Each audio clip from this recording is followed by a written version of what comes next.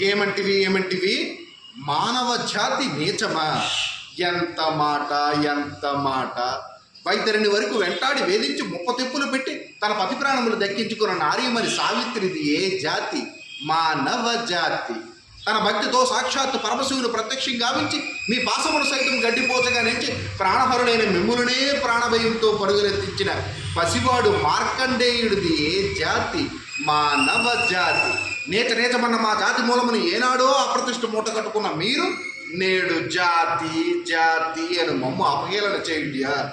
ఎంత వివేకము, ఎంత జ్ఞానము, ఎంత కుసంస్కారము! నేటి నుంచి దేవుడు అదుకుడు నరుడు అదముడనే కింద భావాన్ని కోకటి వేలతో పెకలించి వేసిన మొక్కులు పొందే ముక్కోటి దేవతలు, దిక్కుల నేల అష్టదిక్పాలకులు, మనువుల నుంచి పంచభూతముల సైతం జై హో నరుడా అనే విధముగా సింహాసనం అధిష్ఠించేదా.